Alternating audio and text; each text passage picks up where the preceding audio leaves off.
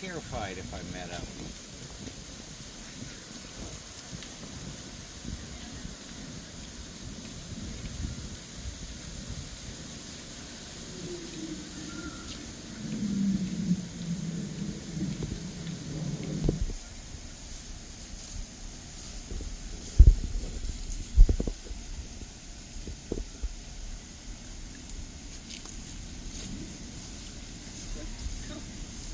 Did he get scared of my fan?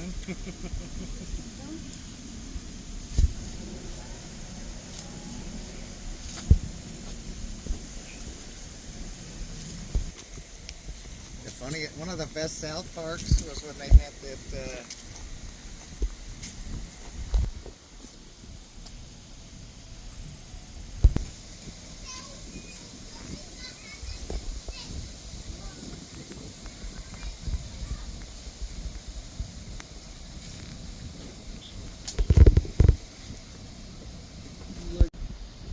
Boy, he really is a big one.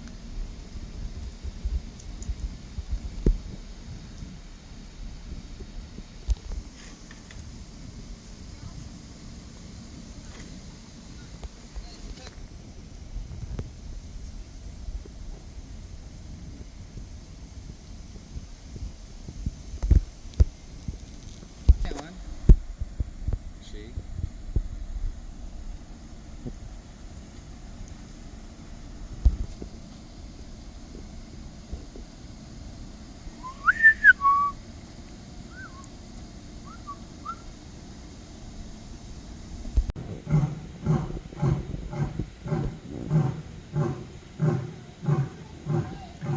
Is it a hairball?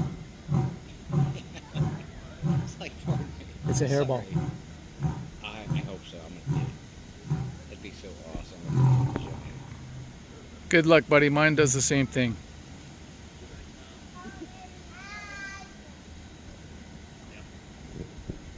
He's like, well, that was a waste.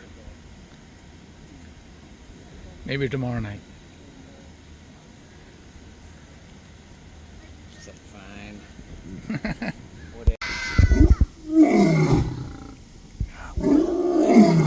What a sound.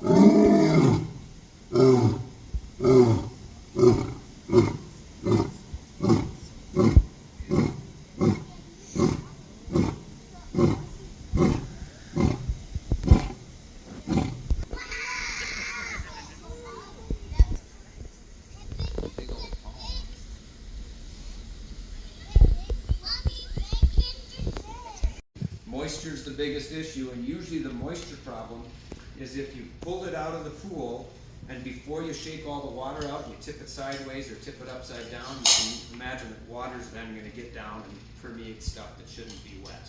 So as much as possible, you try to keep the capsule upright. When we're done with the test, we open the drain on the bottom and just swing it like this back and forth to get all that water out. You just keep swinging it until you don't see any more drips on the deck. Okay. And then you know it's in pretty good shape. Can you then like use a, well, it looks like it's got some sensitive stuff in there. You can't really wipe it out with a rag or And in fact, you won't be able to get inside. And you don't open them. You don't Oh, open them. okay. Yeah, you just shake the water out and then keep it right side up We as just best keep you the can. plug out. if it were to like fall into the pool like my phone did that one time, you know, is it gonna That's it. So, I don't know if there's more on that. And, you know, it's a small surface area, but this really isn't much water either. And we should be able to see that react and drop down. But remember, we're at a 7 filter strength, so it's going to take 7 data points for us to fully see that, which ends up being, you know, about 42 seconds. Oh yeah. So that syringe, taking the syringe out, Yeah. dropped it that much. Just taking this much water out here, we lost that much water on our graph. Use the raw graph to communicate to the customer. Yeah. So you can download that test to the app, and then on the app you can snip off the end or the beginning of the Yeah. test, so you're showing what you want to communicate to the Yeah. customer. Include that in the report. So So that's kind of an art too. It's like that's Either way. If I'm in the field and, you know, I'm using my phone and got the app, then he's he's the one, you know, in the office or whatever, could he get the same information from, or do I have to email it to him? You'd have to email it Okay. to them. 12 seconds. It's not, Just be it's not patient. like we Just be could log patient. into the same. It's gonna happen. This guy. Well, he There it can, is. as long as it's all Bluetooth That's communication wild with to me. that. So whoever has the app close to that is gonna be able to download the information. Look at Then how once it it's went on your down, phone, you can and then email it's just it or gonna text it put the however water you back want in. to.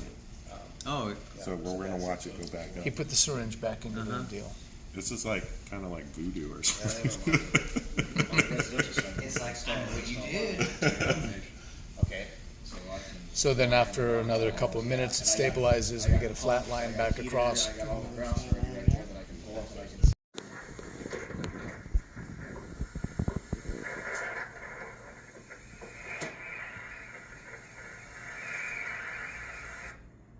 Probably a little bit more realistic from what you're gonna find most of the time. Those two are loud and gimme ones, but the leak's gonna be up here in this top corner, and it's just a little bit different type noise that we're listening for.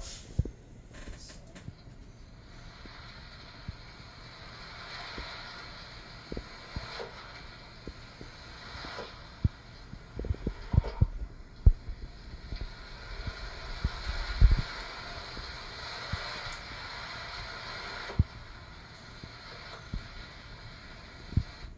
And will you always plug the port that's closest to the pool? No, in fact, this was one that I missed that leak. And I had run a pressure test just to confirm the lines were good since I hadn't found anything yet. And when the lines were good, I went back and listened again, and then I heard it. So.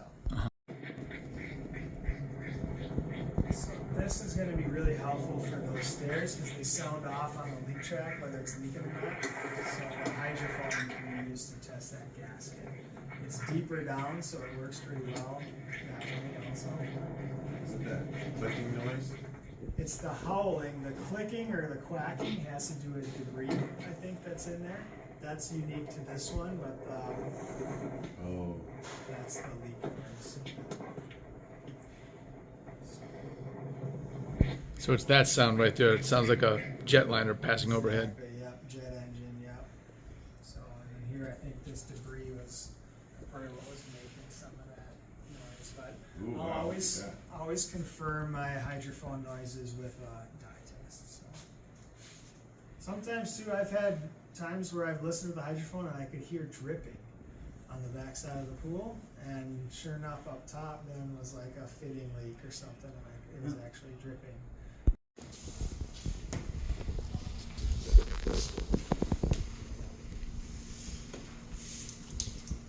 They had it not plugged. I had to use it instead. I hear it. I hear it. Leak. So now I still have to go in there and figure out where it's leaking, but it is in fact. So, here was one that's a friend of mine called me. He's losing an inch in 3 weeks. He has an auto cover, so we know he wasn't evaporating. But I told him an inch in 3 weeks, that's pretty good, right? Like, good for you. Yeah. But I told him I'd come help him. I thought I'd scan the liner. I could find just pinpricks in the liner. Didn't find it in the liner. It's like, I'll check your lights, but no, there's no promises. It took me probably 20 minutes to be convinced that this was actually a leak. But it, sure enough, it just kept pulling in and kept pulling in. And then he did have his light replaced, and that stopped the leak itself. So. And what else would it be if it wasn't a leak that would draw that in the way it was If you are letting up on the suction? pressure on it, Yeah. yep, then it's gonna. Gonna pull water in through the only hole that it can come through, Well, right? once it did that, do you pull the light out and investigate in the niche, or do you just say? That's the next step for me. I don't like touching those lights. Okay, Yeah. yeah. So I get almost all of my work from pool companies who want that back or are on the Sure, okay. anyway. So I send it back to them. Yeah. But test, and he said, yeah, I'm not losing any water, or I'm losing some pump on, or what is it? Yeah, say I'm losing a ton pump on, and then I kill the pump, I'm not losing much anymore, well then I'm gonna suspect something on the pressure side, so I might jump to a pressure test then. Putty repair inside a light niche. Again, previous repair, anytime you see that, you're gonna wanna check it out, getting pulled in from behind there. So this is the cord coming out of the back of the light niche. Here's one of the light niches. You know, I see a lot of this more, so this is the conduit coming back in from the light. Yeah. That conduit, they're generally wet, so it's gonna be, it could be broken 5 feet behind there, and you see water going down the line. But this one, it's not going down there, it's going through here. Yeah. And in that case, there should be like a nut there that's holding that with the gasket. In fact, you can see where it used to be, but for whatever reason, that's rusted out and gone or Okay. something. That's a tougher repair. If it's just a leak going down the conduit itself, we can pack that tight with butyl tape. That works pretty well for our repair there. But if it's around there, I've had luck using the LeakMaster pool glue there. But you gotta let the pool glue cure up on the surface a little bit first. Then you can get it put it in. Here's a light leak example.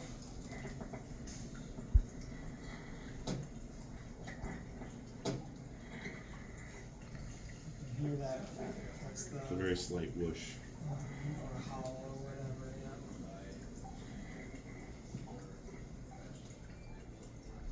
So and then it just sucked that whole dome right on. I didn't even have to hold it. Oh, So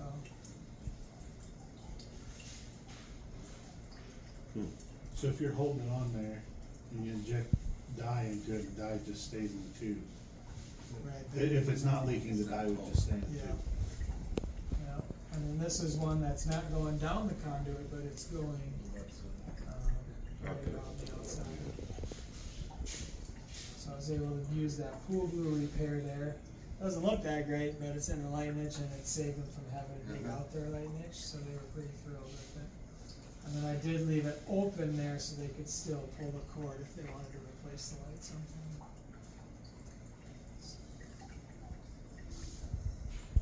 So this is 30s, what this one was.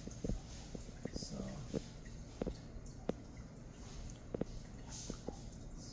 Hold underneath there, that's one that the mirror would be helpful. As gaskets, these can be a little bit tricky because sometimes that gasket's deteriorating around the outside and it's drawing just a small amount around the entire fitting.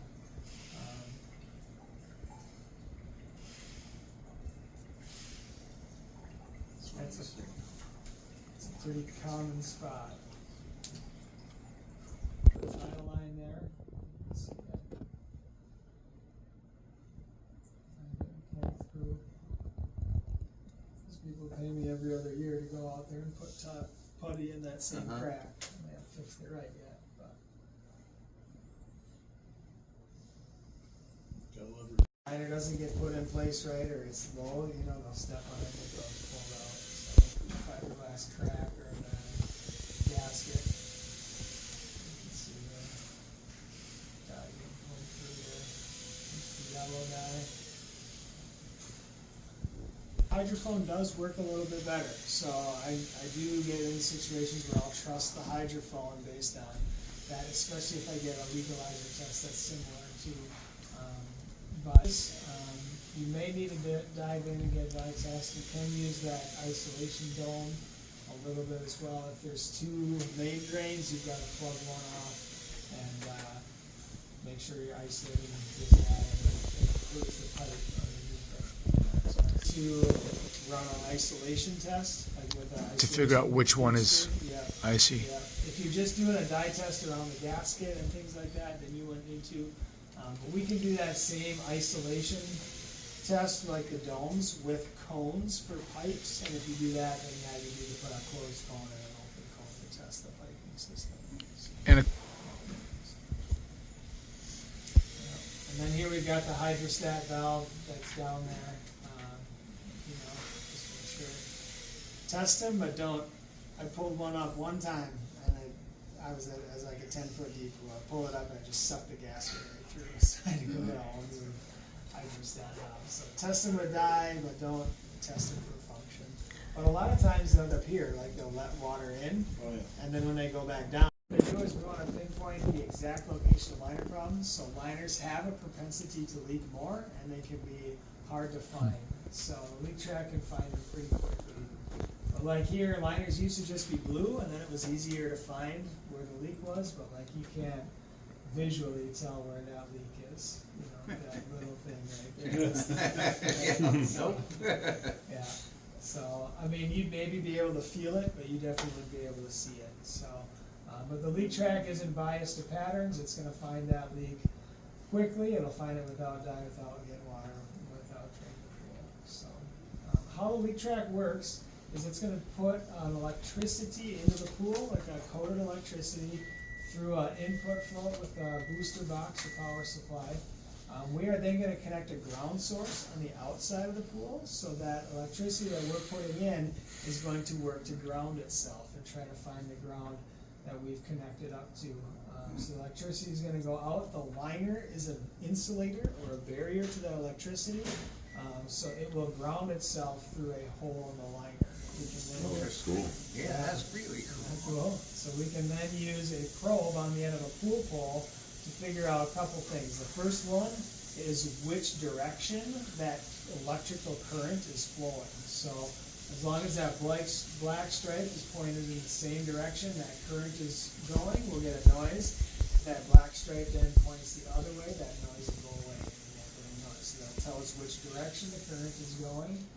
So here we have our input float here. There's a leak down on this end of the pool.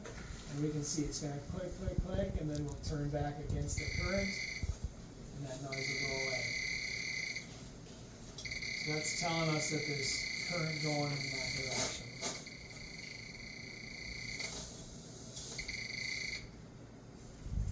So the next thing that happens is when we get closer to the leak itself, the intensity of that electrical current picks up. So then we can actually hear that as well. This is one of the liners that's the worst. I feel like there's leaks designed into that pattern.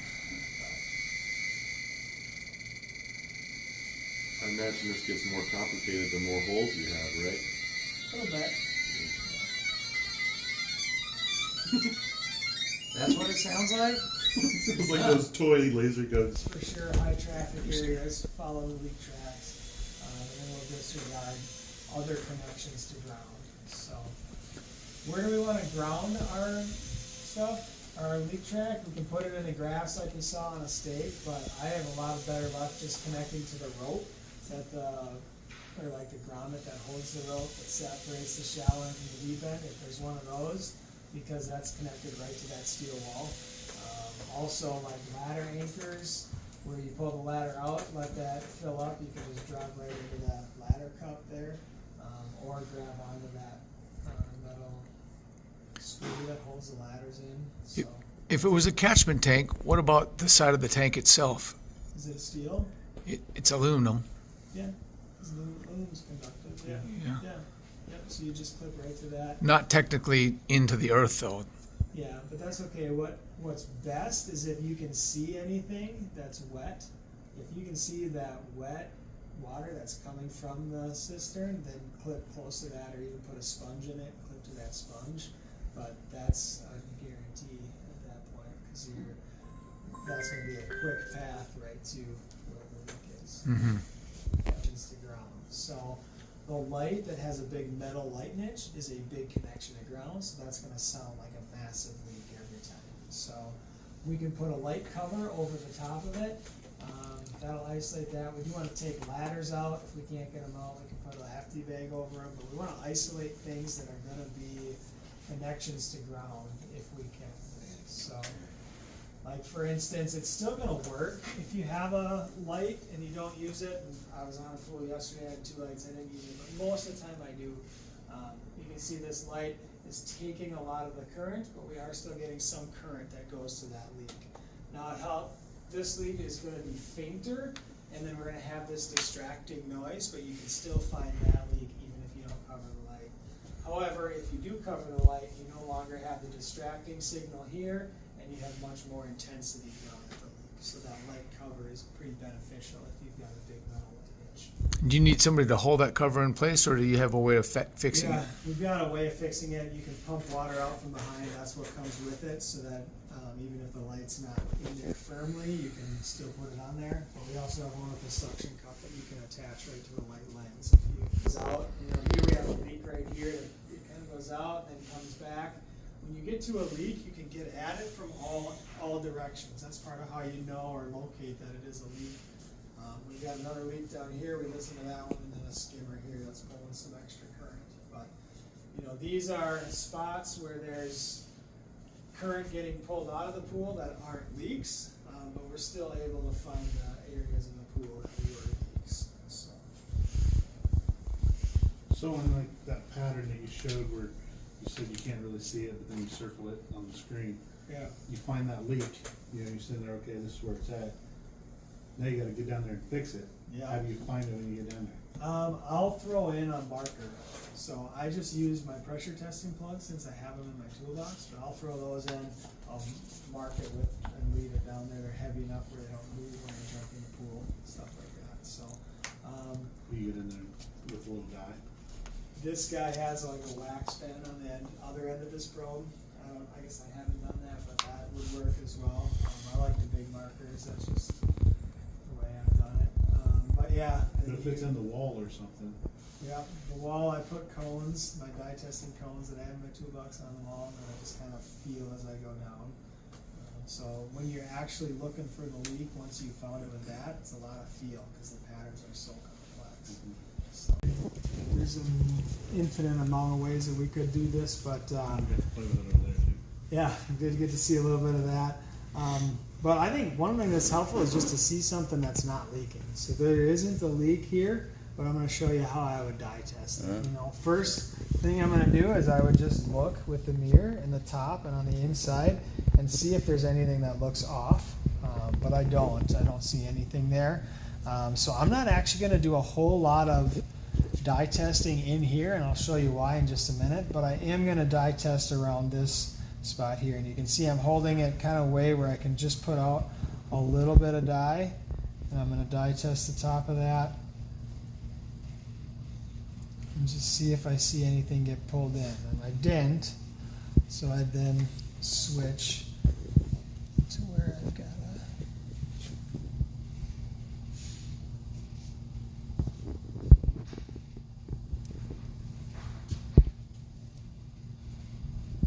a little bit out there, and then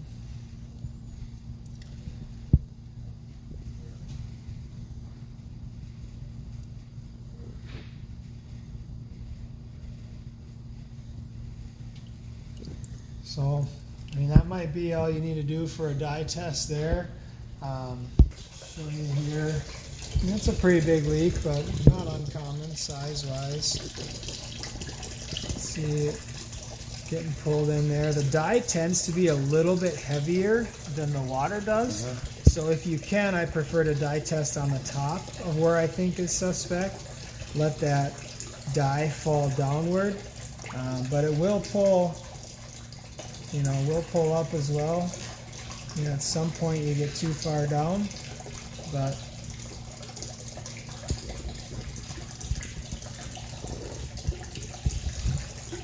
in the tube, I'll just make sure that it's coming out over here so I don't get like a big poof of dye right where I'm trying to test, and then I'll inject just a little bit.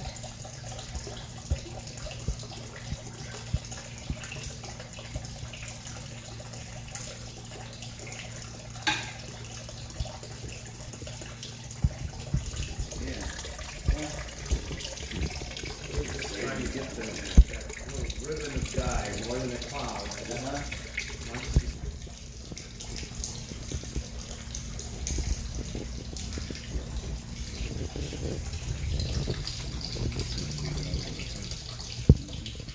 You know, unlike the stair treads, there's all these stairs, bead receiver all around. It stays, it wants to hang up on some of that bead receiver.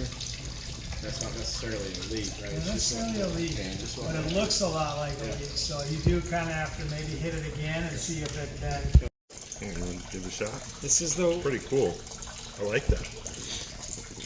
And I can see why. So these dye testing cones are similar to like an isolation dome that we've talked about, but this cone, we'll put this in, I get the water or the air out of it, fill it with water first, but then I push this into our fitting there, and when I do that, it seals right around the front of that fitting, so that's part of why I looked at it to make sure there wasn't anything on the front of that fitting.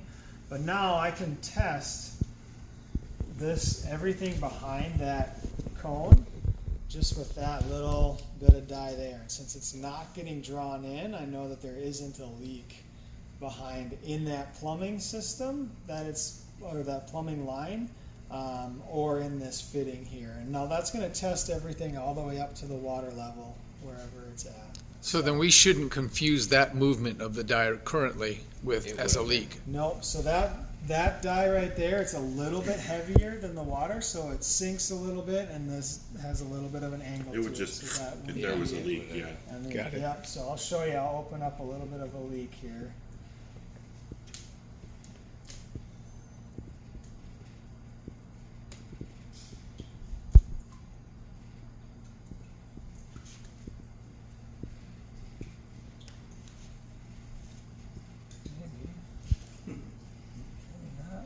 Field tape works good, doesn't it? Yeah. Stuff, yeah. Oh, yeah. Yeah. Yeah. Definitely. Jets down. So volume wise, you're not gonna. But there would be that's a leak there versus before. Now you can see it, not much. Just Okay.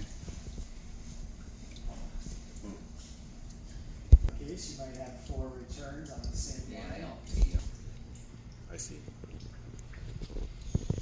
What, if the pool's losing water, the water has to come from the pool to get to the leak somehow or another. Yeah. And what we're doing So the here cone with these isolates isolated this cones fitting, is just And the leak reducing won't be this fitting if the cone is there. It's going to be somewhere from the fitting back to the equipment. Yeah.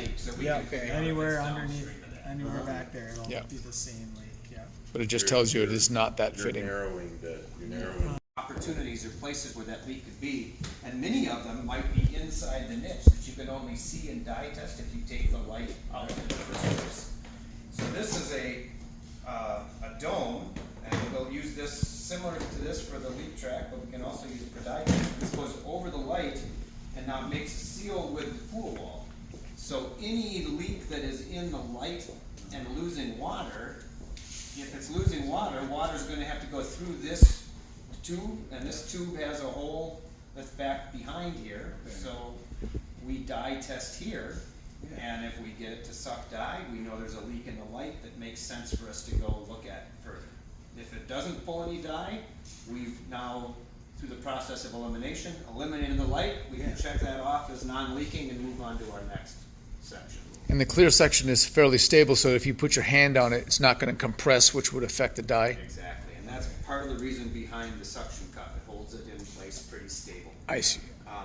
But use this concept. This is just a basic, simple concept.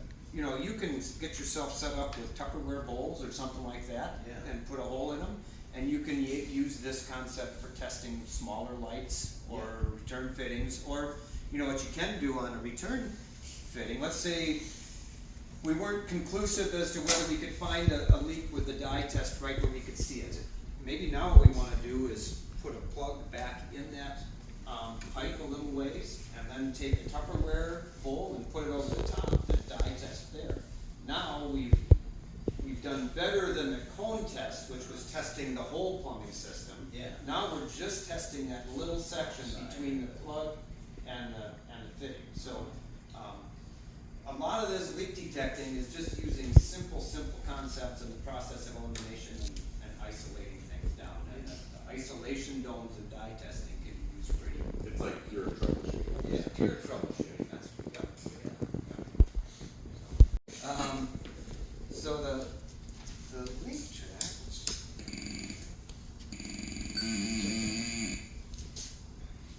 So this is the vinyl liner leak detector.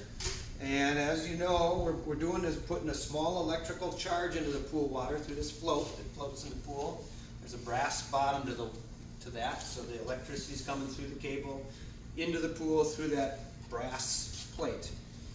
Now the red cable is our ground connection. We're making a ground outside the pool someplace.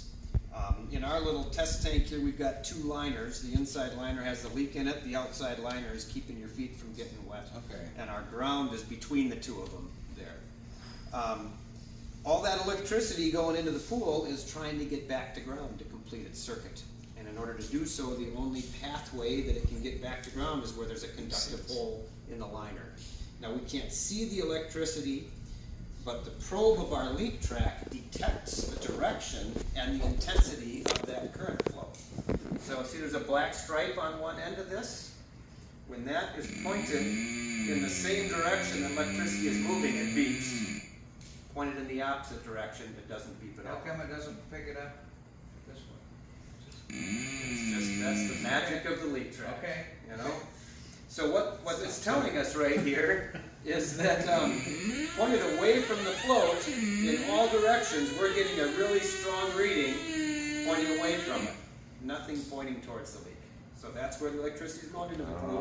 What we're looking for now is where is it escaping from the pool. So we're going to look for a place that does similar to this, but it does it with the black stripe end pointed towards it. You're looking for the invisible arrows. Yeah, basically so. Yep. And so we know that we can see that it's kind of spreading out this way. As we get over here, it's going this way for us. And I like to spin my probe every once in a while. It's telling me, okay, the electricity's moving that way. Nothing's moving back this way. I don't have a leak down here. So now we're going to just basically sweep the pool. And as I sweep the pool, what I'm listening for is an increase in that click rate. It's going to tell me I'm getting closer to pointing towards it. If I pass by it, now all of a sudden it tells me that right here, It's nothing's moving going that that way. way, yeah. I got to spin the probe, go back the other way.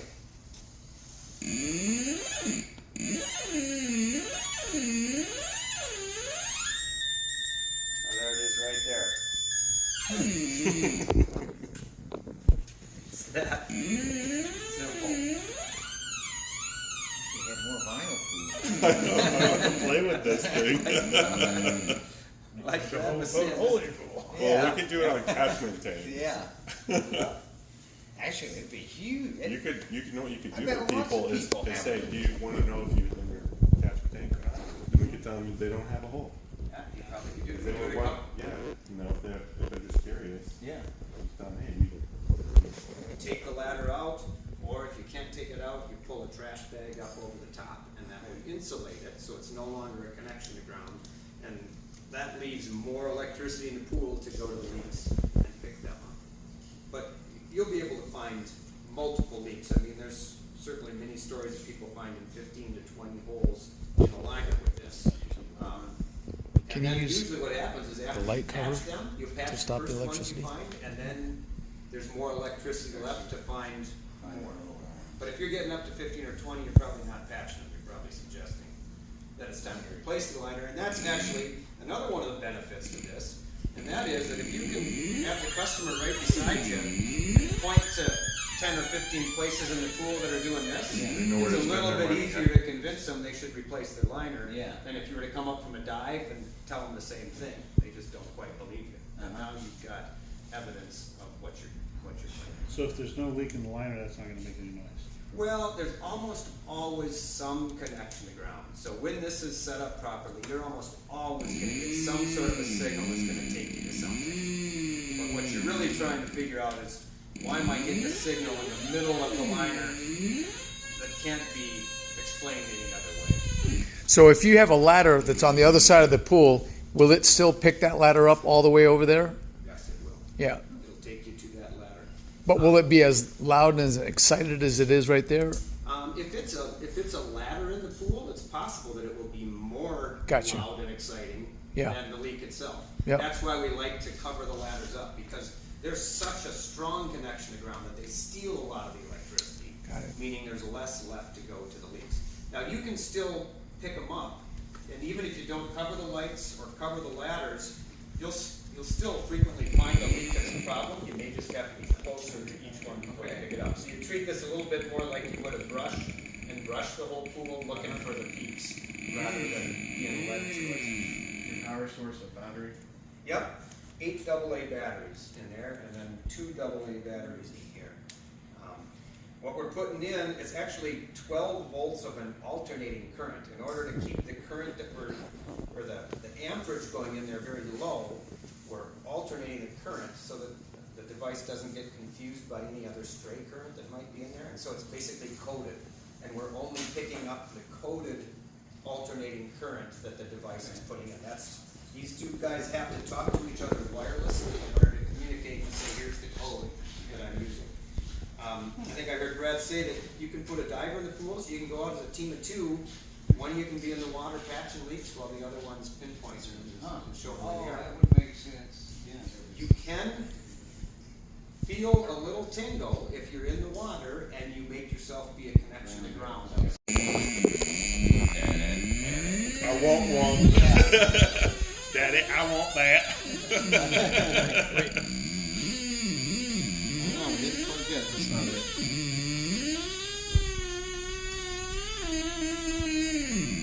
Sorry, I didn't aim right at it. I think it was right over. Let me get it again here for you. Is it Oh, there you go. Look at that. Yeah. Okay. Right on top of it. And then move the finger. Yeah, you can't argue with that one. No, that's pretty much it. I mean, all of those are just so basic. It doesn't feel like we even have to bring them up. But the reason they're important to bring up is the way they kind of interplay with each other and they affect our test results. It's important to understand because they help explain a lot of things. And this came to mind for me really early on. I was out helping a local company just when I was getting started in this business. We were at a health club about 1.5 miles from here. And we were there down at the bottom of the returns. You just introduced air? I just introduced water just right here to induce that pressure. But I'll tell you what we did. We got to this pool and we started doing a pressure test, and not knowing any better, I started adding air to that line. So I'm going to turn the valve to this side, add a little air to that line, and close the valve. Now, I don't know if you saw how quickly that drop in pressure took place. It was pretty obvious to us that we probably had a leak in that line. So, but neither of us were convinced enough to go tell the building manager, so we thought, let's do another pressure test. So we added some more air to that line. I added air again, closed the valve. Yep, there's that pressure going down. Again, we're not sure, so we added, did another pressure test again. The funny thing was that each time we did a pressure test, it seemed like the pressure was dropping slower and slower and slower. We couldn't figure out what was going on. In our minds, we were thinking, man, is this leak getting fixed? And that's what I was trying to convince him, because he's using our plug. So, we fixed the leak. But you see how that's dropping a lot slower than it was when we first did this test? What's the difference? The leak hasn't changed size. The plumbing isn't any different. What's the difference? Less and less water. Exactly. We've got more and more air in the line. The more air we have trapped in the line, the bigger a cushion we have. It's like the Princess and the Pea story. The bigger that air is trapped in the line, the slower a drop in pressure. Look at that. It almost looks like it's hanging on right now, doesn't it? There's a lot of water still coming out of that leak. You can imagine on this 30-yard run of plumbing that we were dealing with, we got a lot of air trapped in that line, and it got to the point where I didn't think we had a leak at all. And that was simply because the variable that was in place here was not the size of the leak. The variable was how much air was in the line. Does that make sense? Do you understand how this is happening? Now remember, that other pressure testing principle was that air escapes from leaks faster than water does. So if the leak would have been here in the high part of the plumbing, we wouldn't have had a problem. We would have seen that drop in pressure pretty quickly. Now, watch what happens, because I've got the air in the line. Again, we're holding pressure pretty good. Watch the pressure gauge and listen to when the air reaches the leak.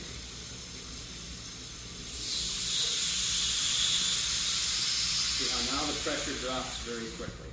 So that's that third pressure testing principle. Air escapes faster than water does. So again, the important thing to remember here is that there's the perception out there that if you're adding air to the line, automatically air is what's escaping from the leak. But that's where we have to consider that water stays low and air stays high. So as long as we're adding air to the leak, if the air to the line, if the leak is in the low part of the plumbing, we're still blowing water out of the leak, and it doesn't escape as quickly as the air does. And when you combine that with the air compressing under pressure, you run the risk of not seeing a perceptible pressure drop at all when indeed there's a leak in the line. Does that all make sense to you? We get a lot of questions from people over the phone when they're pressure testing, and they'll ask us questions like, okay, I'm doing a pressure test, and I'm losing this much pressure in 10 minutes. How big a leak is that? And we have to tell them that the variable is probably not how big the leak is. The variable is how much air is trapped in the line versus not. So when we're doing a pressure test, and another thing that Brad talked about is there's really 2 steps to the pressure testing process. The first one is where we're determining if the line is leaking or not. And the second is where we're determining where that leak is. So right now, what we're trying to do is just determine if there's a leak in the line or not. So what we want to do is we want to set up our test so we, as quickly as possible, see the drop in pressure that will indicate that. What I'm doing now is I'm filling the line back up with water, because that's the way we can do the best pressure test to determine if the line is leaking or not. We want to get all the air out of the line that we possibly can, and then induce water to bring our pressure up rather than air. And that's going to minimize that air cushion variable in the line. Now there we go. We'll put our water in. Now we close the plug. Now, if we're to do our test with water instead of air, let a little bit of water in, bring the pressure up, close the valve. Look how quickly it dropped to 0 right away. If there's a leak in a plumbing line, we should see that drop in pressure almost immediately. Oh, huh, Oh, All right? that's cool. As long as there's water in the line. As long as you don't have air in the line. Any delay that you see is likely indicative of how much air you have in that line. Somebody want to come here and just turn that a little bit, and I'll show you what a pressure test would look like if the line didn't have a leak in it. So you're just going to let a little bit of water, just let a little bit of water in, bring up the pressure, close that valve, now it's straight up and down. Okay, so now it's holding pressure, right? Right. Yeah, so that's what a good pressure test would look like. There's the leak, went down right away. It goes up to 30 psi so quickly. It does, because we don't have any air. So what we're inducing at 60 or 70 psi. So you want to kind of keep track of it when you're letting that water in. Situations, let's say you're going to new construction, there's no water in the line. Water in that case. You can go ahead and use an air test because you're not worried about water covering the leak. So that there's exceptions to the rule, but for the most part, we're going to say water for your water pressure for your test to determine if the line is leaking or not.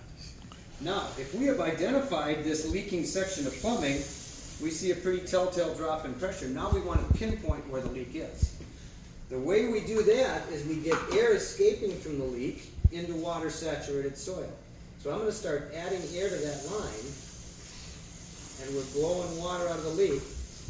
Now here's the deal. As long as we are blowing water out of that leak, we are not making a noise that we can pick up with our listening device. In order to pinpoint where the leak is, we're going to want to make a noise where the leak is, and then use our listening device under the deck to pinpoint where that sound is. Now, even though we're putting air into this line, there's no noise that we can pick up right now. And this is one of the common misconceptions out in the industry, is that you can just, at this point now, add air to the line, and that's how you make the noise. But it's important to realize that, again, water stays low in the plumbing and air stays high. And just because we're putting air in doesn't mean that the air is escaping from the leak. You follow? Other people will suggest that you need a mixture of air and water. So you've got to mix air and water in your pressure tester and blow them both into the line. That's also confusing. You run the same risk. Just because you're putting air and water in doesn't mean you're blowing air and water out of the leak. To make the good noise, we do need air and water, but we need water to be outside the plumbing so that as we blow the air into it, it makes the same kind of noise you'd make if you were to blow through a straw into a glass of water. So that's why air and water are needed, but we don't need to add them both. In fact, adding them both can run the risk of bringing the water level above the leak, and then we're not making noise. So what we're going to do is we're going to start adding this air pressure. Generally, if I can add air pressure and maintain some pretty good pressure in the line, it indicates that I haven't yet got to the point where I'm making a noise. I'm still just blowing water out of that leak. So after we've done a test, okay, now watch what happens to the pressure gauge. Watch what happens to the pressure gauge and listen with your ears.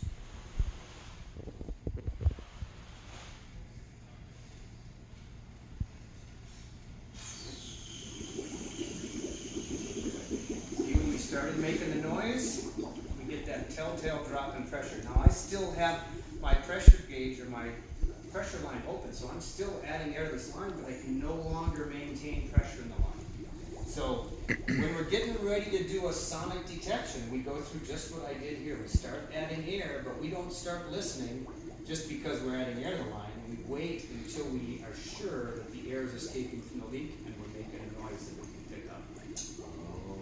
Does that make sense? So theoretically, if there was a leak right there in the middle, Yeah. you hear that a little sooner, and so then you know how far away you are. Oh, yeah. You can come, you want to come? That's exactly, and this is exactly what I love, because this is what we're trying to teach. Yeah. We want you to understand those principles and understand how they may impact the results you're seeing on your pressure gauge and how you can make them produce the phenomena that you want to use. And so you've identified exactly how to do it.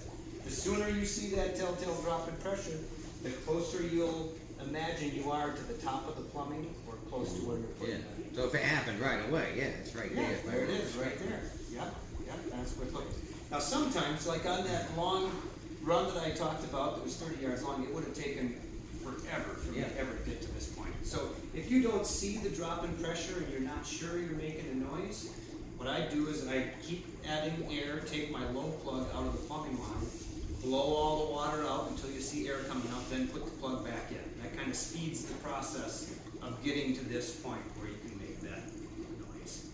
So if you did that, you blew all the air out, and then it's just that, say that leak is still in the middle of the pipe there, you can still hear that with the listening device. Yeah. Is that because it's already pushed, because there's water around it or something like that? Well, that's what we're depending on. But we say that the noise, we always say the noise you're making is the sound of air escaping into water-saturated soil. So you kind of have to maintain soil saturation. So And that would be one reason that you wouldn't make a noise. So you might be blowing air out of the leak.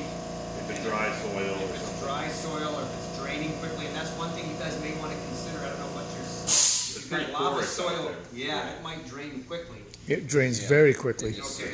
We can dump pools right into someone's yard, and it does not pool at all. Okay, so in your case, you know, this might be the method to use, but we'll talk also, and Brad's gonna go over with you guys, helium detection or gas detection, which is another method. And in that case, you're still doing kind of the same process, and you're putting gas in the line, and you wanna make sure the gas escapes from the leak, but instead of detecting the noise that makes, you're detecting the gas itself as Right. it comes to the surface. Oh, okay. And that's what we were told was something that we wanted to invest in, was that. Okay, I would think so, particularly because of your Just the terrain. terrain. Yeah. And that way you're pushing water into water and that doesn't make any noise. You're putting air in from the high end, and that's the best way to get both of those into the line. And explain that again real quick.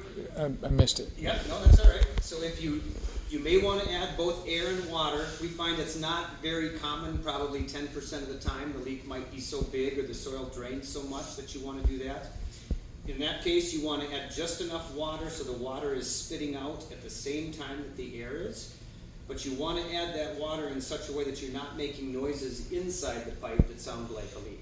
And so we put the water in from the low end of the plumbing with one pressure tester like this. Oh, and okay. the air in Yeah. from the high end of the plumbing Because with another eventually pressure they'll tester. get to the same point. They'll right? get And that's the what same we would point. do if the leak was there in the middle, under the deck or You something. might, especially if it wasn't making a noise Uh-huh. initially with just air. And then what you want to watch for though is usually when you're putting the water in, you're kind of just putting this so it's just putting a little bit of water in the line, and you don't want it to start building pressure. If you start to see the pressure building, that's indicating that you're putting more water in than can be blown out of the leak. Okay. And because the garden hose is coming out at 60 to 70 psi, it would be possible, if you didn't keep an eye on this, to bring up the pressure way too high. In fact, we would start to see this, because you can see already we're adding more air than we Put a can regulator on, get from the. right? An external regulator. So it seemed, would there, other than the pressure potential of causing a problem, would there be a reason why you wouldn't want to do that every time? Air on one end, water on the other end? Because you run the risk of putting too much water in, which does two things. First of all, if you put faster rate of water in than what you're blowing out of the leak, you fill that leak up, and all of a sudden you get to a point where no more air is coming out and you're not making a noise. I see, because the air is not going to be able to trump the water pressure. Yeah, yeah. So really, when we do our tests here today, we put a little bit of water in initially, and then we're just using air, and that's sufficient. I see. This is sandy soil underneath this building. It's not clay or anything like that, but that little bit of water is enough to make the noise. Okay. What about the pig gravel? Pea gravel's a little tougher. I mean, most pools are packed with pig gravel. Are they there? Or you're already there? So you may wanna do water also, or we'll do the helium detection that we'll talk about. Although, the other thing you can do with pea gravel that's kind of interesting is instead of pressure testing air, we actually are inducing a little bit of water. And a stream of water blowing out near that pea gravel is causing rattling instead of bubbling and gurgling. All we're trying to do is just make a noise that we can detect, and we're trying to use whatever methods we can to make a noise where the leak is that's different than what. It's the pig gravel saturated and not too good to get that too. 'Cause that obviously doesn't go forever like your.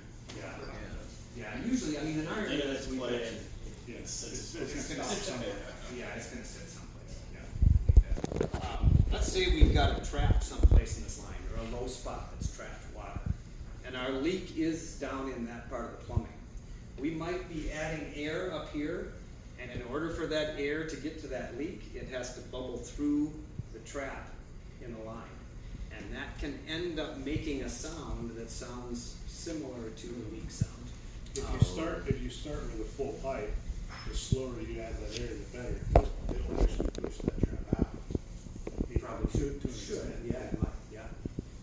If it doesn't, keep in mind that if you're getting like two sounds in this pipe and you're trying to figure out which one is the leak, generally the furthest one from where you're putting your air pressure in is going to be the leak. And it's possible that if you're getting two, the closer one is just a trap like that. The other thing you can do in a situation like that, if you're confused, is to switch your induction sides. Put the air in from the other side and see if you still get the sound in the two places. If there's a trap here and there's a leak down there, when I'm putting air pressure in here, I might get sounds in two places. But if I put my air pressure in from that side, there's no way for that. If there's nowhere for anything to escape on this side of the trap, you're not going to blow any air through this trap any longer. So you'd only get the sound at the far end of the building. This is kind of when we were talking at lunch, we were talking about trying to get to a no-brainer situation if you can. These are the kind of things, if you're puzzled, try to figure out how to use your knowledge of the pressure testing principles and just how things are going to behave to readjust the test in such a way that you can change the parameters and get another piece of information. Right, you don't wanna make any assumptions. Yeah, and what we're talking about, everything that we're talking about here is just gathering pieces of information that you're gonna combine together to try to create a story that makes sense. It's like my favorite thing to do. Logically makes sense. Good, but I don't know, apparently I was pretty slow because I came sick.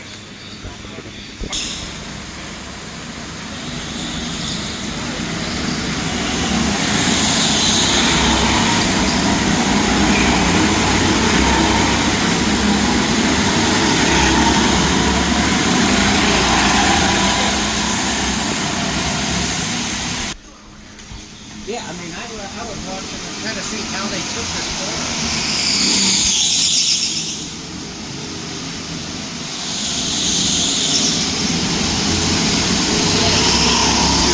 Yeah.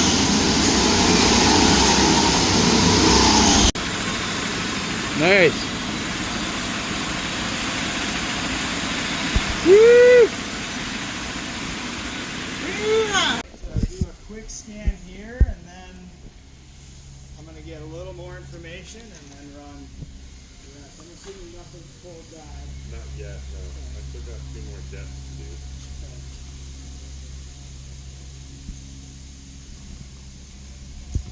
So the first step that we were taking here is to cone off the skimmers and just do an immediate dye test on the skimmers with the cone to see if there was any static result or if there was dye pulling through those fittings.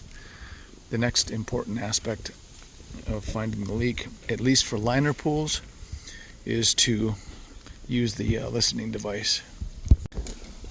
So after checking the skimmers with a vinyl pool, the next step, the first step that Brad is taking is actually using the leak track to try to track down anything that's going to be obvious. This pool is easy because there aren't any lights or railings or that sort of thing that need to be covered up. We're just going to call this 1218 Summit Ave. Minneapolis. Yeah, we're probably 800 square feet. I'm not going to worry too much about evaporation right now, but that's something you should run when you're at the pool. Pool equalizer in pairing mode, as long as you're on this main menu screen, that's pairing mode for the equalizer. So we'll connect there. It's going to look for the device, loading tests. Now I've got all these saved, but this one here, the September 18th, that was the one that we just did. So I'm going to upload that.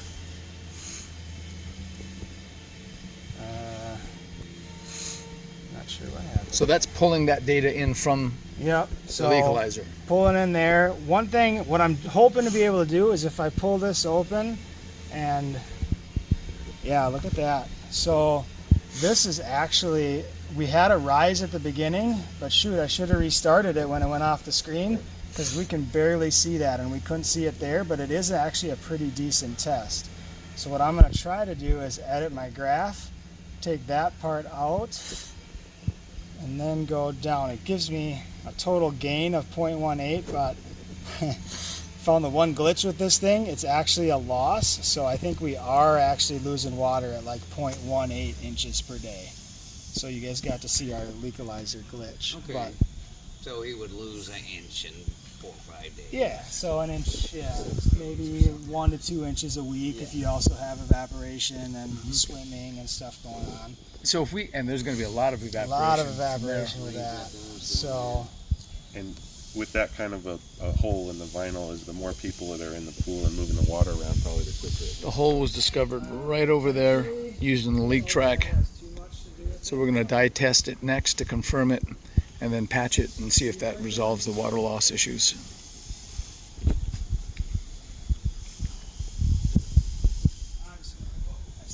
All the valves shut on both sides of the system before he starts testing the lights and the vacuum port and any of the returns, just to make sure that there isn't some kind of an anomaly with suction or anything that could be causing a pressure difference. Thinking, just looking at it. Stop it.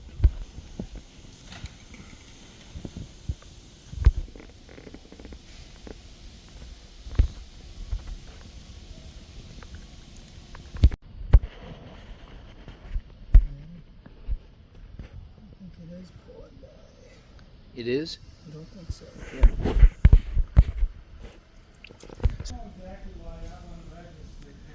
So these can register potential anomalies even if there's a thin spot between the earth and the liner. There doesn't necessarily have to be a hole. Just get in and look at it.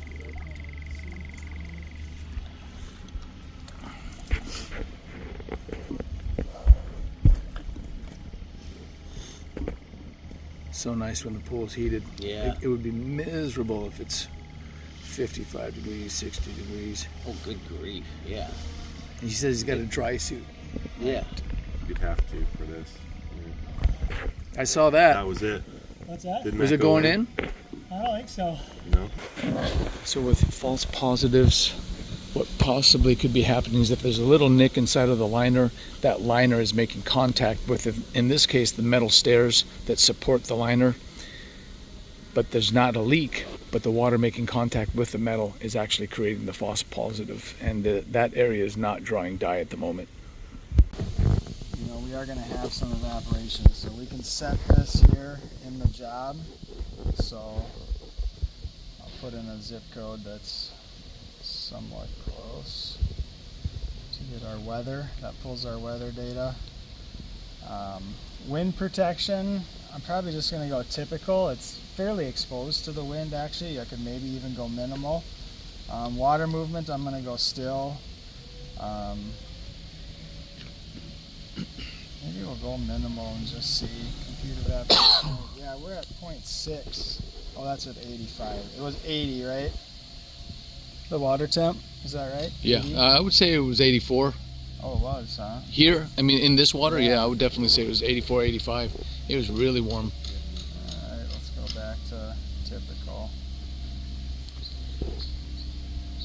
Yeah, so we got 0.2 inches if we go typical there at 80 degrees. And we were at 0.18, which is really like That's no 2. water loss, Yeah. right? Since the dye test was inconclusive, then the next step is to move into pressure testing.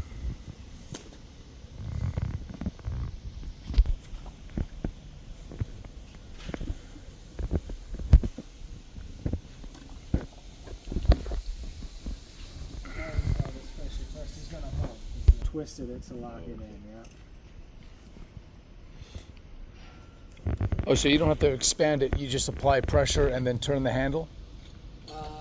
Well, by turning the handle is how you... You're talking about the blue handle? Yeah. Yeah, okay.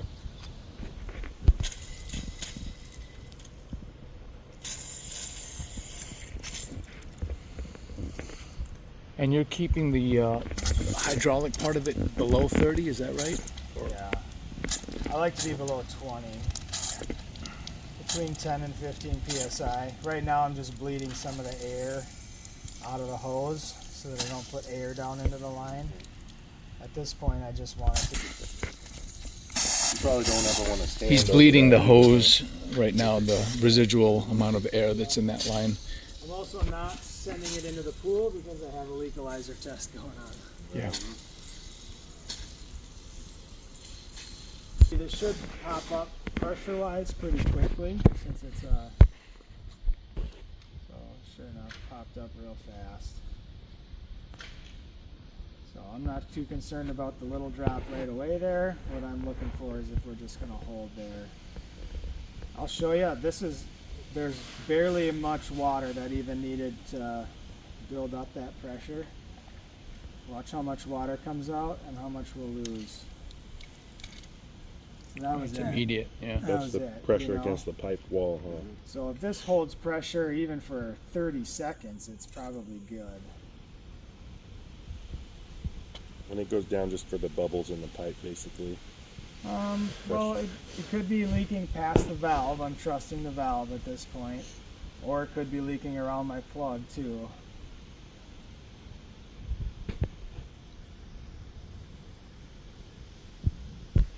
That's static, looks like to me. Yeah. It is dropping a little bit, right? It is dropping a little bit, but based on how much it took to drop all the way to zero, we're talking like drops. So if I were doing this, I would think that there was a leak. So Right away, it might get a little bit high and just stuff shifts around a little bit, settles in. We really haven't dropped. I see. So I'd probably record this, if I was recording it, as true water test, shallow skimmer, south side. Yeah. Test back to valve, right? Because I am trusting that. Held 15 psi for 1 minute. Okay. Oh, gotcha. Yeah. Okay. And so there, initially what we were talking about, there's a little bit of, this is for my own edification, yeah. there's some initial loss of pressure, which was confusing to me, but that was acceptable because some of it may have been coming from around the plug, potentially maybe just a little bit leaking past the valve, but now it's holding firm. How long do you run the test for? It depends. It's completely dependent on how fast it built up pressure. Oh, really? But it built up pressure like that. So Yeah. if it was leaking, actually, it should lose pressure like that. Oh, I see. Okay. Because that means the pipe's full of water. Yeah. If it's full of water, then you can trust there's not a lot of air in Correct. it. Yeah. So That's now why you it get- might still be going down just a little bit. We're Right. kind of at 16. We just ticked down to 15. So, like, but I kind of feel like that's more a fault of the pressure test trusting that valve. Back there. Yeah. So the next step, if we're concerned about this, I'd pull that valve, put an inflatable plug in there, or cut the pipe and put a plug in there and see if we could get it to hold. Gotcha. And if we could, happy day. If we couldn't, then we'd start to do the locate process. Yeah.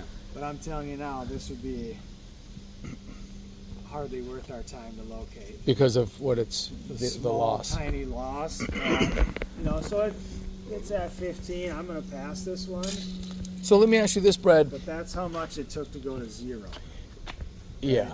So So if you didn't want to cut pipe and you wanted to be absolutely sure, you could plug everything else so that there was no other way for that, even if there was a leaking valve or whatever the case. If you plugged everything except for this and introduced that pressure, then would that be, is that too much work? I don't think I'd do that. Yeah, and there's too much, like, let's go look at this. Sure that, like, now all of a sudden all of these seams come into play. Right. Right? Every one of these has to hold. This valve has to hold. We still don't even know where this goes. This all has to hold pressure. Everything here has to hold pressure. Right. Which it does, because the system's on and most of this stuff is after the pump. But it just brings so many more variables. What I would do is I would probably have to figure out which one that goes to. It's either going to be, in my assumption, this one, or one of those two over Yeah. there. So I don't, at this point, know which one it is. Uh-huh. But And if it was a stem seal valve, we'd see that leaking, right? Hydraulically, we'd see the water coming out of it. bubbling up out of there, yeah. But it could It's be saying at just least. pushing a little, like say it's this one, it could be just pushing a little bit Right. through there. I mean, these pumps aren't filled or primed even. Yeah, you yeah, know, yeah, so. good point. So there would be a lot of ports to plug then, is what you're saying? Well, I think if I was really concerned about that one, I would, Guess you could undo the union and stick a plug in there. yeah, I would open these one at a time until my pressure dropped, and then I'd know which one it was. Right? So like, because right now doesn't have pressure on it, but I could put it up to 15 psi. I could open this valve if it doesn't change, then open this one. But that wouldn't one, it that change by default because it would open the chamber to there, and since that's full of air, all the water would just go straight into there? It would if that's the plug Yeah. pipe we have under pressure. Oh, but We don't know. Saying to figure out which Just to pipe. figure Oh, out I which see. one it is. Okay, So yep, that I happens, gotcha. then I It's know, like okay, tracing. it's this Yeah. one. Right now we don't know. Then you And would, then I would take these screws off and I'd slide a plug in. I try see. To get it down to here or seal on here. Yep. And then we'd have a Understood. pressure. You guys could use this to just do plumbing mapping at all your pools. Yeah. Yeah, it's similar. We've done that. Stepped over the equipment. So another thing, correct me if I'm wrong, but when you show up to a scene, and if you get everything circulating, and then you shut one valve at a time, would that tell you which skimmer is pulling from which line, Yep. You and how many of them are attached to one line? yeah, you could use that method to determine that. So. You must be right. Each skimmer must go back, because if this skimmer was attached to this skimmer, It would come we through wouldn't here. know. It Yeah. wouldn't help pressures. Then wouldn't really be able to build pressure. Yeah. So he's saying that if we pressurized that and it lost pressure immediately, it would potentially come out here. And if we saw an upwelling from here, we'd know that that skimmer was also attached to that skimmer. Almost nothing. The fact that that's holding pressure right now means that there's a single line going back to one of the valves, one of the pumps back there. We don't necessarily know which pump that is. There's more.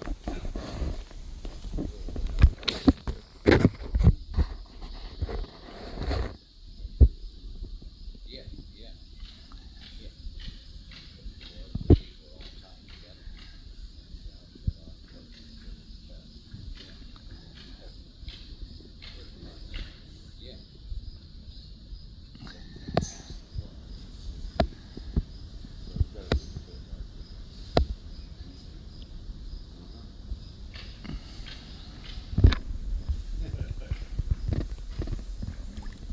Would you say that that passes? Yeah, that passes. Oh, I see. Right. You're building your So these were dye tested already, and there didn't seem to be any dye that was getting pulled into the skimmer. But we're doing a pressure test just as a redundancy to say to the builder actually that we were able to do a pressure test which confirmed also the dye test. Okay, so we got the dye test. Stop it.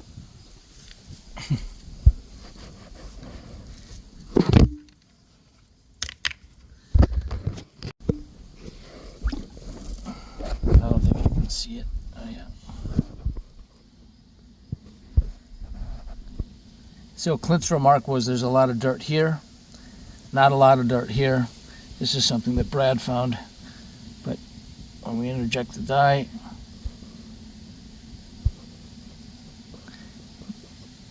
Will, can you expand my screen just a little bit?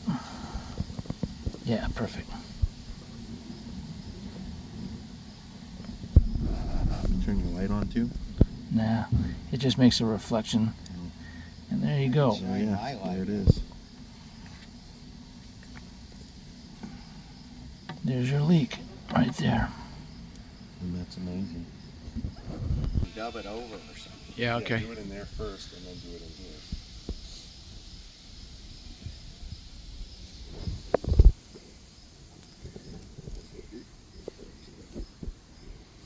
Loud and clear. Can you? It's loud and clear. Go back to the pool again. Oh, you know what we'll do is we'll set up the microphone, the earphones next to the phone. Yeah, and then we'll just dub it over. Sounds, No need to dub it, it'll pick it up you right can from do it there. No, I like mean a- like it if sounds you were like a blizzard in compiling there. this. like if you do here, just do that for the first part. Is it up all the way, volume-wise? Yeah. Okay. I turned it way down for myself. Well, I can turn it up. Every Okay. time I mean, it's all really loud when you hear it. Okay. All You right. ready? Yeah. So you're just kind of checking these now to get these. Hey, the customer still thinks he's losing water. Why didn't you pressure test this? But new builders especially just have There it this, is. like, idea It's in 100 volume now. of testing. Yep.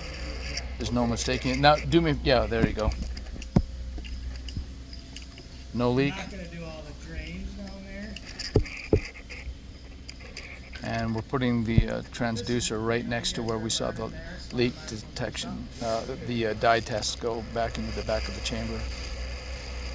What I do want, when you guys are done dye testing and listening, I'm gonna patch it. Leak Master Pool Putty. So the Leak Master Pool Putty is designed for plastic, more so in the way of The permanent Leak Master Pool Glue. pool So glue. Leak Master's the brand name, and then we have Pool Glue, Pool Repair Putty, Quick Set Putty, Butyl Tape, Flexible Sealer. All that falls under the Leak Master brand. Okay. Each Yeah. has a specific purpose. I imagine there's like a Excel chart with what it's for too, Yeah, right? we've got that stuff. Okay, cool. And so for this particular, Take a picture of it. It's on our. Yeah, I saw it. You see it on Yeah, like we'll where we had our listening devices sitting yesterday. It's on that. I'll take a picture today. and for this particular scenario, you would use the Leak Master Pool Glue. pool glue. Yeah, Okay. and you can use pool glue along with fiberglass mesh. In this one, I don't think I'm going to because it's on the back, on the corner there. It's going to be a good enough fix without it. And we need those threads to winterize pools, so I don't want to get the fiberglass into the threads. Gotcha. So, but if it were here. Now, app-wise, you take if you're going to put a report in, right? So one of the things we should do is take a picture of that. You can take a picture with dye if you want, or just of the crack. Yeah. But that's going to be the problem picture that you use that shows up on the report. Right. So this started at 16, and we're down at Alright, so now I'm gonna go back and just make sure. 14 and a half. Losing dye here. This went down from 16 to 14 and a half.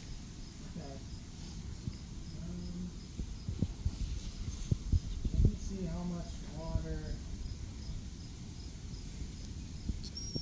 Probably had air in the line. Yeah. I'm okay after. So if it drops 1 or 2 psi but holds after that, Yeah, then it holds. That's just like that equalization or stabilization. okay. So that's nothing to be concerned with. But if it continues to go down, then that's an indication that there may be an issue on that vacuum line. This stuff And I here went there, is and I highly also recommended found for on the other plastic side of as the opposed to the AB epoxy that we have. So I was like, hey, it's even better because the movement. AB epoxy, Yeah. where plastic meets concrete or tile is more appropriate. It's just something to note. This screw is further out than any of these other ones. Yep. And most of the time that means there's a leak there. I did not find it. It wasn't pulling dye, but I am in a tight fit. But generally those gaskets just don't leak like the concrete plastic does, because you can actually, like, you're sandwiching a gasket in there. Whereas the other stuff, I don't even know. It's just like supposed. This number here represents the evaporative loss that he has programmed in, and that's specific to whatever location you might be in at the time.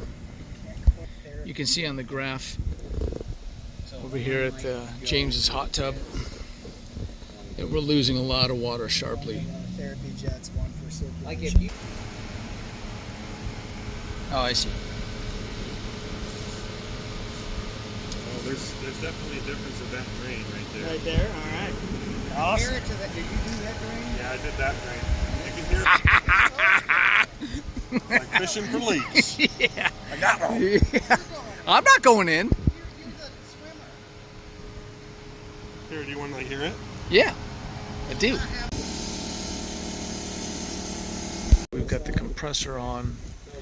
We're infusing air into the line with water so that we can hear the bubbles somewhere down in the ground, which in this case is going to be very deep.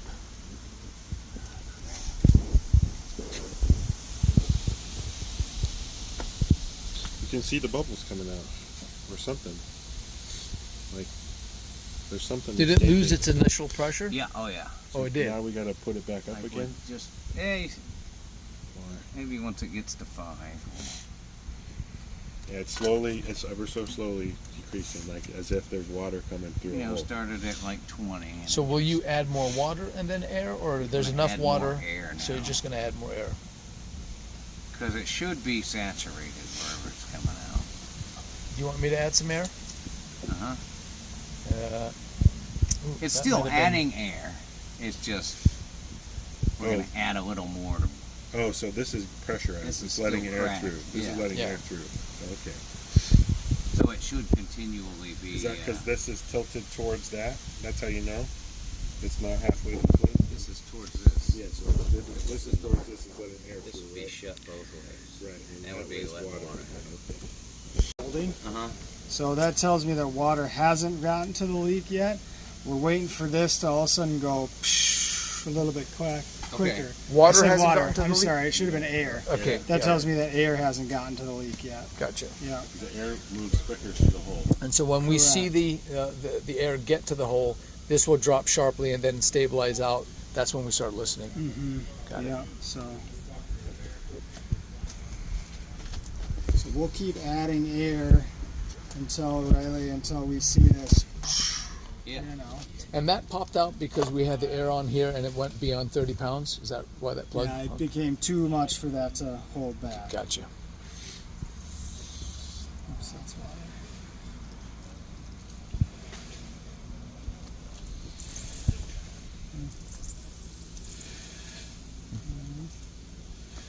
Is this their rig? Oh, this is our rig. This is their. This is their rig. It's Okay. one of ours though. We built it. Uh huh. Waiting for this nice and slow. What we're waiting for is that pressure drop, that Okay. telltale sign that we've reached a point. But because this is taking a while, it's also telling us it's probably not right here. The longer it there. takes, the further away we're going Just to like assume when we that saw it it go is. down the clear to. Yeah, Yeah. just like that, yeah. My wife's calling, so I'm going to pick up. So, big time. Yeah. This is different. We didn't do this one today. All right. We got lucky. Yeah, we got major lucky. So now you're not interjecting any water or air. No, he's putting air in. Right now it's 'cause Right now I'm air. closed He brought off. the pressure up with Oh, the I see. air. So Yeah, so the pressure's up, but inside there it's pushing water out of the leak, and that air is expanding and contracting or expanding, Yeah. softening our pressure drop. Because you remember before when it was just water, we could visually see it going down, Right. but now we can't. So The cushion is growing. correct, yeah.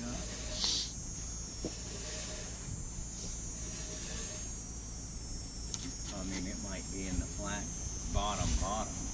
Could be all the way down there. Yeah. Or right around the actual pool. Which would be better. So Brad was saying that they oftentimes with these pools will come up as a 45 into the corners. So don't assume that the main line isn't coming this way. It can go that way. It can go that way, tie into the same channel. They do not use the skimmers. They don't tie into the skimmers, but they might run the main drain line up to the same channel in the ground and run it back. It could come here, it could go there. Okay, so right now But if I you've got took it it out- slightly open and it's still holding pressure, which means you're keeping up with the leak. Now I shut Now it. you're losing your pad, And you which can- means the water's gone through It the made hole. it to the hole, and Right, and the air is now air is now exhausting. should be hissing out Yeah. into our wet. So now we're going to actually listen for the hissing, the bubbles coming up through the plumbing with the hydrophone.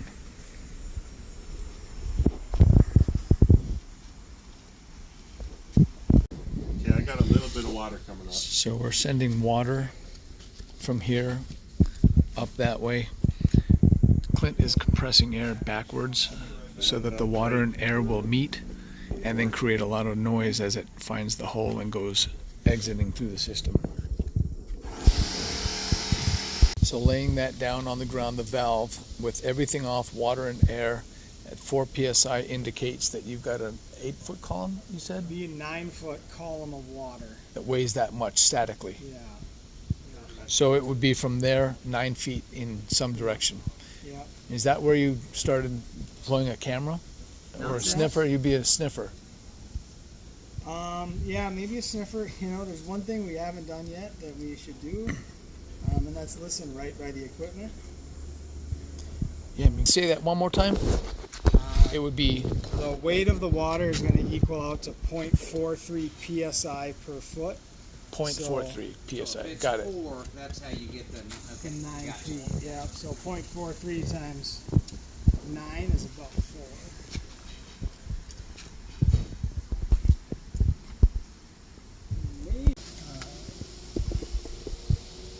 Water's off down there. We don't need any water down there, right?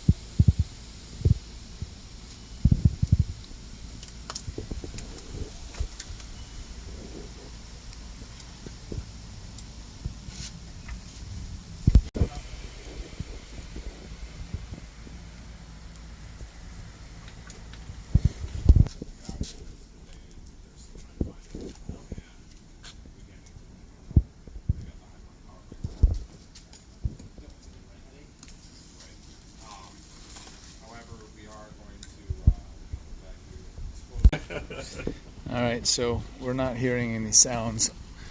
So we're going to a camera. Took the manifold apart.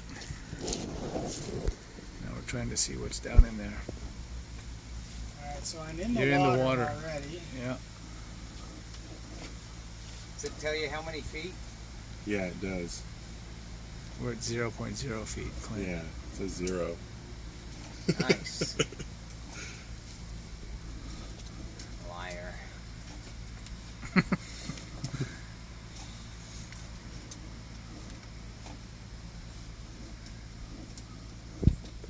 That does look like flex though. On the inside.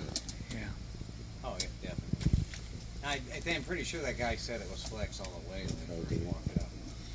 Yeah, he said it was black poly, then it went to Hard PVC. hard and then- PVC, and then it went back to flex. Now, am I seeing a trail Is that it? of stuff moving downhill? See that? Yeah. I see the That's crack. problem right there. Big old crack right there. You recording? Is that a like a coupler or anything, or it's just a break in the pipe? Looks like it's just a big old slice through it. I mean, Is it conclusively a split? like it could be cut and coupled together also. But I mean, the coupler could be leaking. So it looks like we're going flat here to me. Yeah. You know, it looks up and down, but it's running flat. Yeah, I see it. There's definitely something there.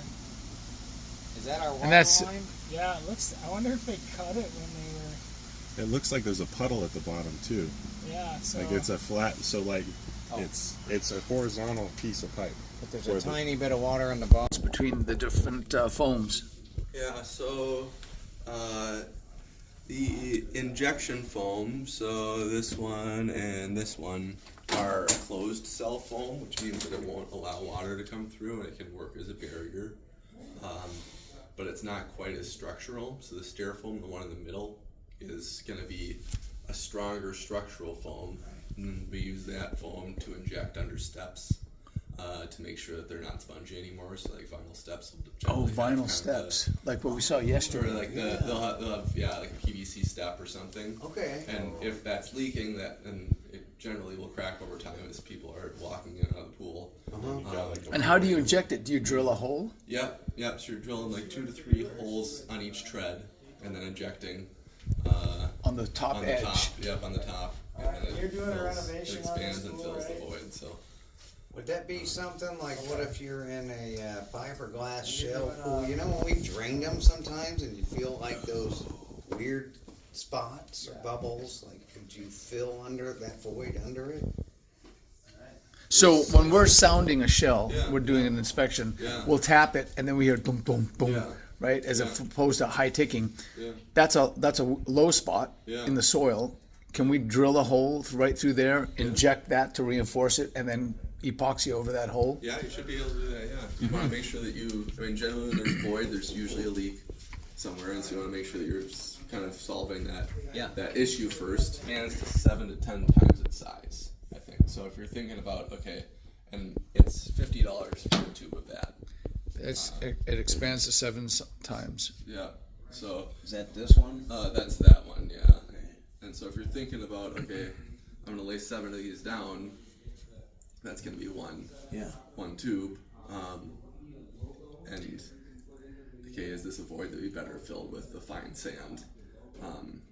Now, are you porting? Well, if you got a shell, let's say it's got a 2x2 section that seems hollow, and you port 2 holes in that, one that you're injecting and one that you're waiting for the other material to come up out of. Is that how that works, or are you waiting till? Yeah, I think you could do that. I think that you could just have one and then just wait till it comes out of that hole. I see. But then the tricky part too with this stuff is it's really sticky and nasty. Nasty. Yeah. So you do kind of want to mask. Like you don't want it to come up much. Yeah. And so and obviously don't do it while the pool is empty. Or do it while it's full. Like when we do steps, we want to do it while it's empty. I think that it needs to be a little dry in order to do. The bottom. Yeah, I think it might need to be dry in order to cure. I'm probably wanted to run that camera in there and just see what we could find. One of the things that's interesting is it's like 50 feet. It doesn't seem like it's even 50 feet away. Right. So I'm wondering if we do some up and down or if it just we made it all the way there. But what I'd like to do is Lance is going to come with that locator and see if we can just locate it back so we have an idea where it goes. Yeah. And then we'll pressure test. I'm assuming it's not going to hold pressure. But what we've learned, there is a lot of water in that line, right? So it's not draining completely. It's not like, like it Just like this went yeah, this far from the bottom, but not to the bottom. Yeah. Right. So, but we'll see. So I'd like to kind of locate that back, just see if we can get some information that way. Then we'll pressurize it up, and then we'll listen. See if we can find it that way. The other thing we can do is down the road we can put some dye tester extension tubing onto the end of that pipe, and we can dye test that spot that looks suspect. On the end of the On camera? Yeah. Yeah. on the end of Oh, the- that's cool. How do you get it there? It's on the ball guide. It's got a little hole that accepts the tubing. Okay. And then in that case, what we'll do is we'll plug these lines, we'll fill the line with water, and then hopefully that's enough to let it leak down. But what I don't know is if if that's there, if it comes over and like goes up, if there's some kind of big Hartford loop in it, then that theory or that process gonna might work. not Yes. Will you exchange the plugs out for flat ones, or are these okay for the moment? You should, and we might just do that today, just exchange them out. But I think we'll probably just exchange them out. Yeah. So you would need like 10 of these 2-inch plugs then, huh? Hot tubs have so many jets most of the time, especially the newer ones. Does the kit come with like 10 of that size? So you'd have to have it already in your kit. Now these look like 2.5 probably, maybe 2. Yeah, probably 2-inch. But we'll look at them, see what size they are, and should have enough between the inflatable plugs. See, they might not all be on the same loop either. Before you can test it.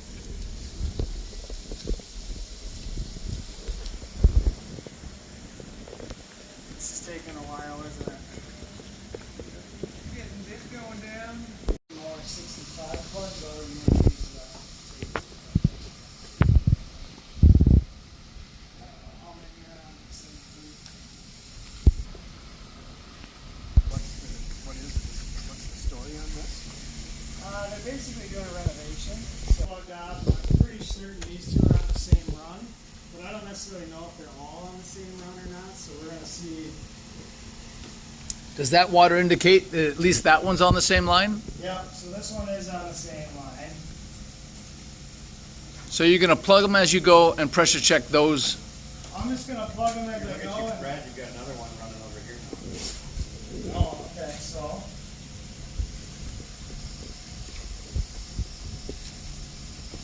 Maybe they are all in the same. Interesting that water would come out there first. Yeah. It must just be a little bit lower. 2, 3. Yep, all.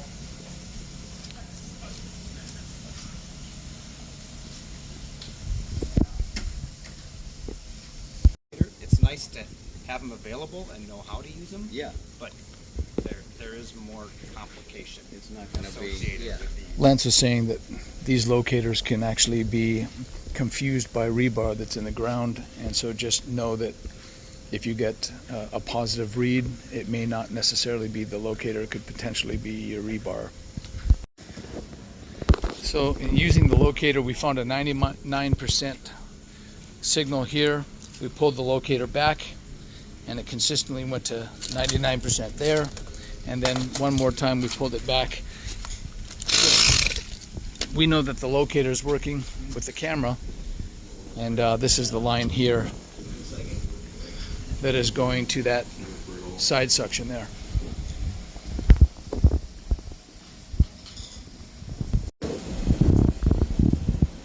So the goal is to have it at least pressurized to 5 psi. Yeah, this is bigger than 2-inch, so we don't want to go more than 5 psi. Okay, that's right. Oh yeah, I remember that from class. So even here, we're just Go up to like 500 pounds of pressure or whatever. Hey, Is that right? no. Oh my, it can't. No cameras. No So, So here we are at a job here out in Minnesota, and Will just got his EIN number as we stand here. You're in business, son. So this fitting here, the plug is staying dry, but between the housing of this fitting and where it goes into the shell is leaking right here. So the next step is to remove this fitting and then plug the actual shell. Consider making a tool with a claw, 90s out to the handle, bringing your handle away from the side of the shell of the pool, and then you can work in a shell that has a little bit of a bend to it and not have to worry about bumping into it.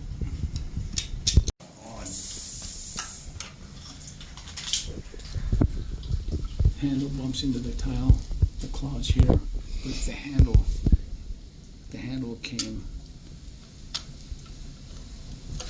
at a 45-degree angle out and then up. opposed to metal that comes straight off. Yeah.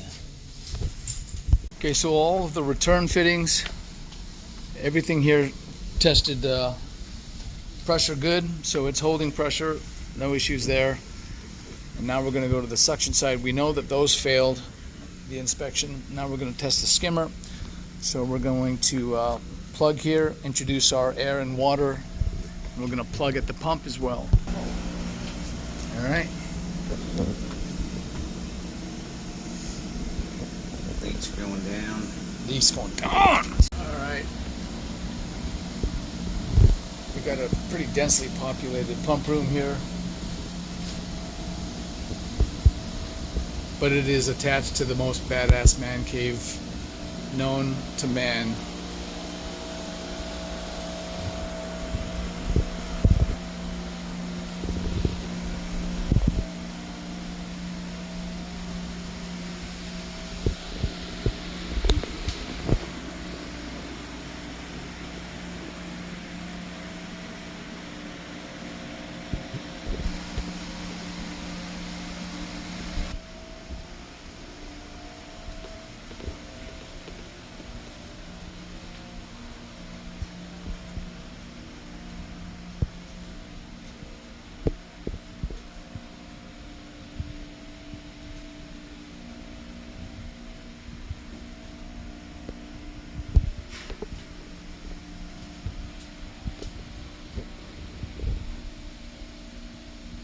Elevator.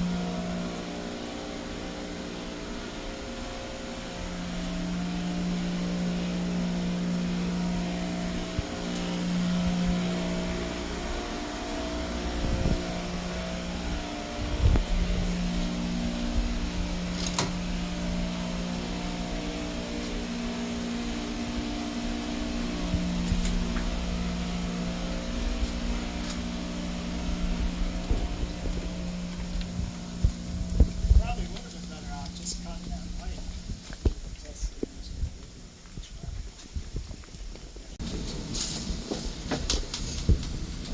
Well, even here, there is water.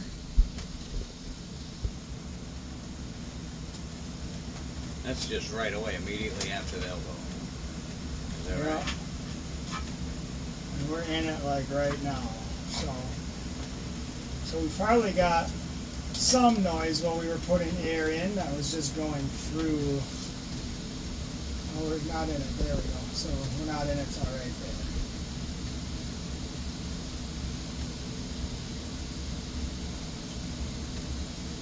You're out of it now? I think so, unless it's like going up and down a little. But when we see reflections like that, we're Right. generally not in it. When we get in it, the reflections go away. So Yeah. now we're in the Okay. water. Okay. But And now we're out.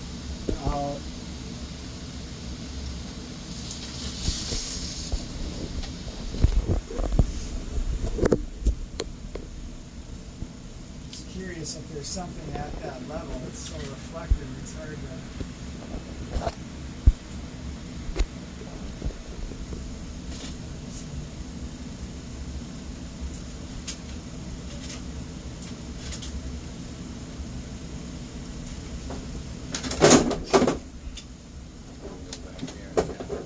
Yeah. Why don't you go back?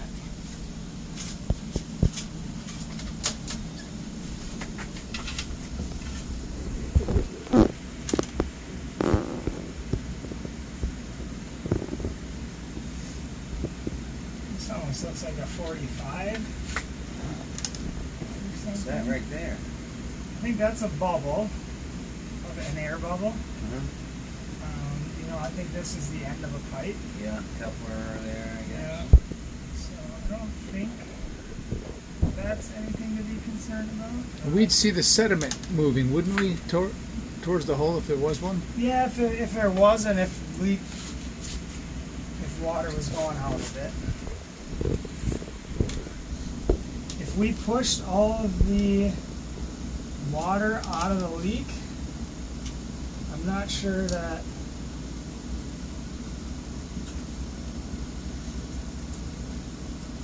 we'd have any water actually escaping from the leak right now.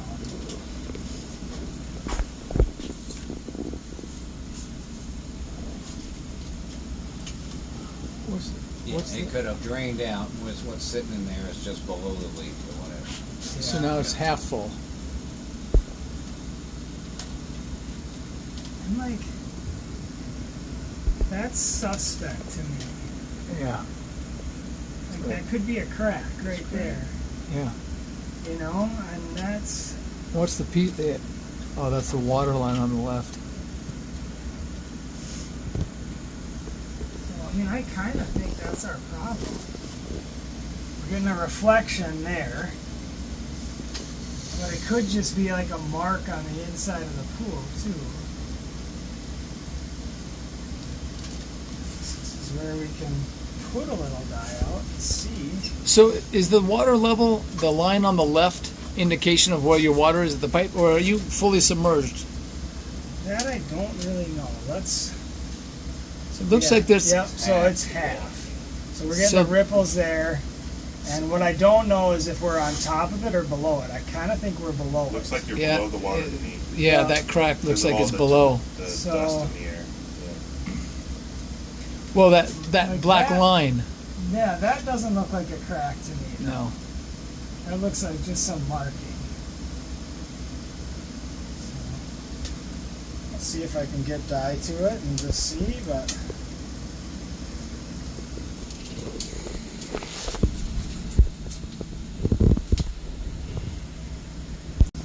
Well, yeah, and the dye's only going to work if the crack is submerged, right? Right, so if the water's down here, oh, there's some dye going.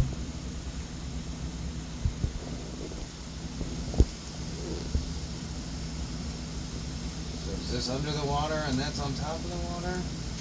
That's what I'm thinking, but the dye injector must have injected it on top of the water. Yeah. So then that would be our crack. That would be sucking it up. I don't think it's underwater though. This must be underwater and this must be above water.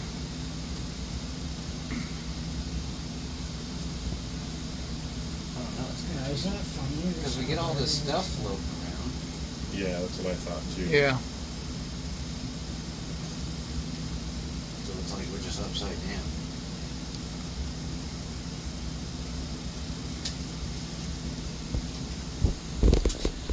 Yeah, I mean, why would you see the ripple like that? So now did we come out? Looks like we came out. So we were underwater.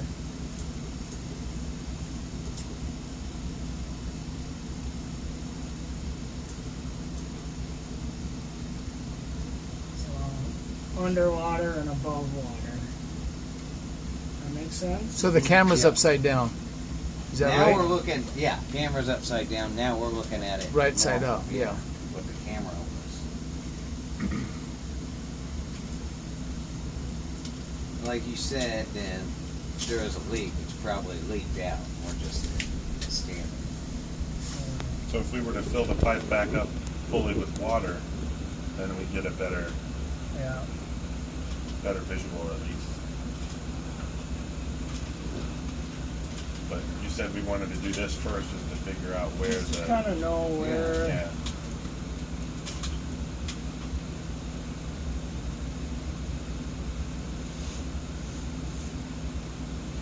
It looks pretty tight.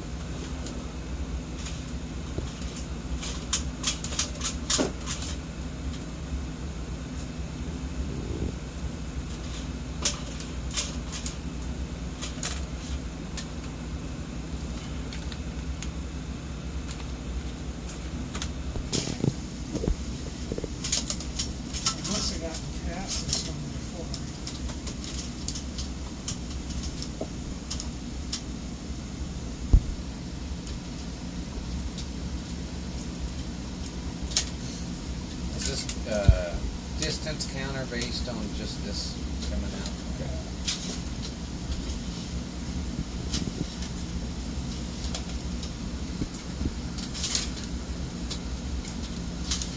Right around it.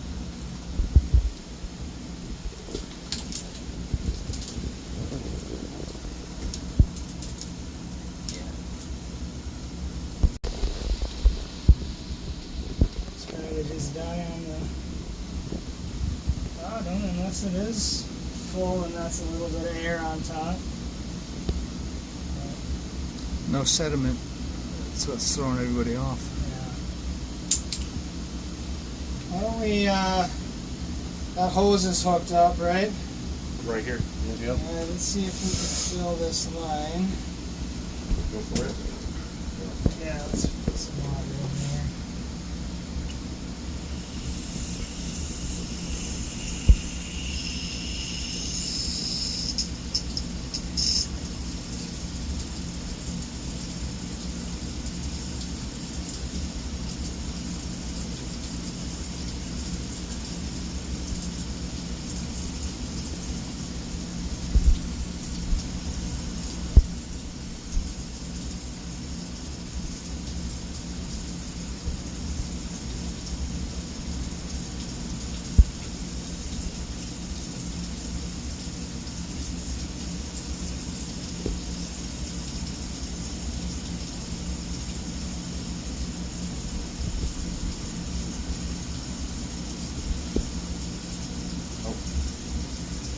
Dripping out down there.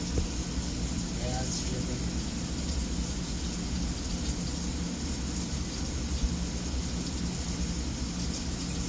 There's the water.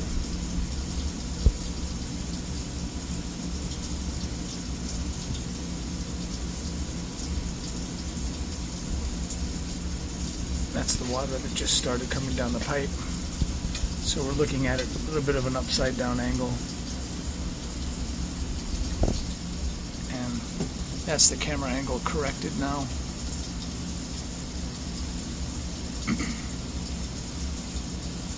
Okay, now we're pumping water in from the floor drains of the hot tub, and we're waiting to see the introduction of that water here in the plumbing. And now we're getting some.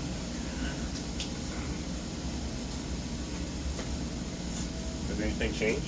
No, not yet. Okay. Oh, there's water coming out of there now, though. It's like the pump is. Better We're tell, getting water. let him know. Go tell him. Oh, he's here. Okay. It's pumping the water out of there now. It is. God. Yeah. Oh, can I? Okay, great. All right, so here's where we're at right now. We've got the dye. It's going to be going through our tube down into the line. And it looks like we found the hole, which is going to be downstream from the camera, as indicated by the introduction of the dye. And I'm injecting the dye now. And you see how the dye is not pooling up? It's just being taken downstream, which means there's definitive flow going away from the camera.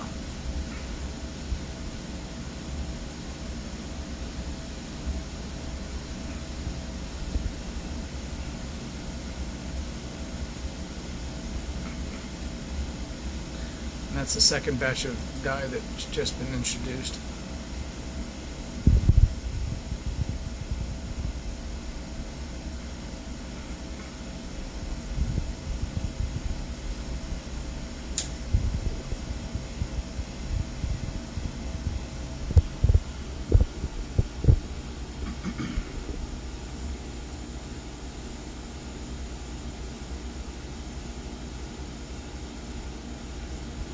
That's what a leak looks like. Now we've just got to find the hole.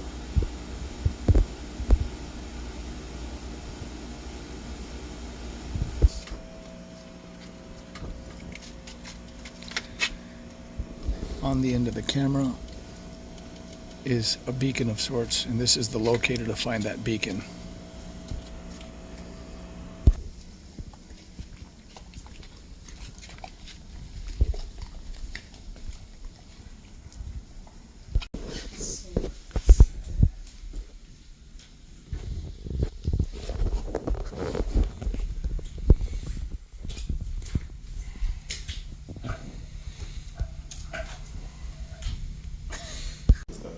just are. Yeah. Like, Yeah, they're just naturally yeah, filled. they're all natty.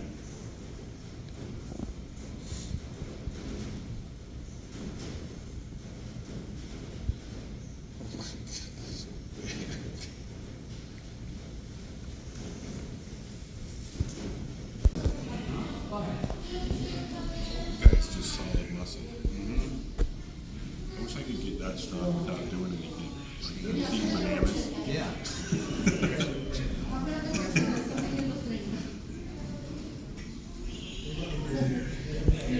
Nothing but muscle. Sí, pero apenas empecé hoy. Ya la cambié, sí, ya cambié diferencia la placa.